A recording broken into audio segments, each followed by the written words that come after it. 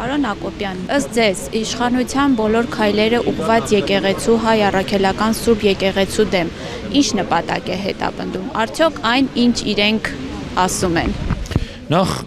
իշխանության քայլերը ես չի ասի ուղղված միայն հայ առաքելական Սուրբ եկեղեցու դեմ, իշխանության քայլերը ուղղված են ողջ հայ ժողովրդի դեմ, Հայաստանի Հանրապետության դեմ։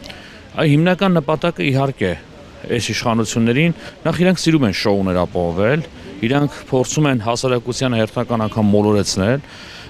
հասարակությանը հերթական անգամ տանել այն ճանապարհով, որպեսզի կարողանան շոուներով, sense ինչ-որ ֆիլմեր նկարով հասարակությանը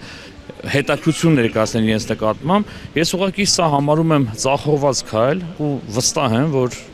սրա համար իրենք պատասխան են տալու, պատահական չէ, որ այստեղ այս բան ես հիմա կանգնած եմ, համոզված եմ դրանում, եւ քրեական օրենսգրքի բազմաթիվ հոդվածներ խախտած իշխանությունը վաղթելուց պատասխան է տալու։ Իր նպատակը մեզ հոգեվոր առումով ջարդելն է, մեր միասնականությունը ջարդելը, ինչու՞ չէ նաեւ չմոռանանք, երբ սկսվեց այս իրողությունը, երբ ամենայն հայոց կաթողիկոսը միջազգային հարթակում խոսեց Արցախի ժողովրդի վերադարձման, թեպետ արցախայցյան իրավունքների մասին։ Ու ակնհայտ է, որ սա քաղաքական նպատակ է հետապնդում, ինչպես բոլոր ընդդիմադիր իրենց ոչ թե քաղաքական, իրենց հետ չհամաձայնվող մեր ինքնության, մեր պետականության, մեր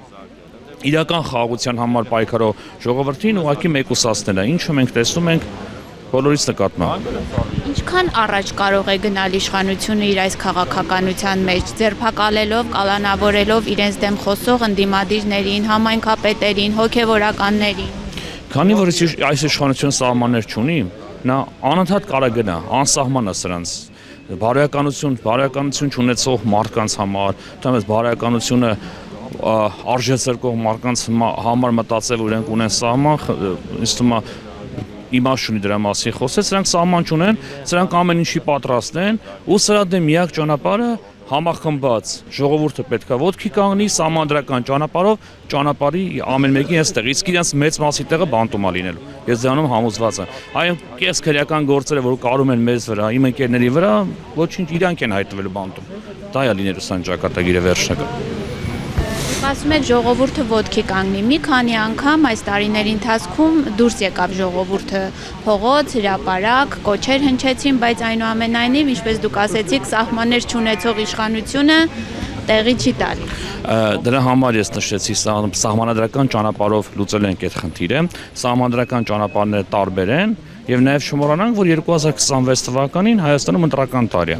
Ու եթե ժողովուրդը համախմբված գնա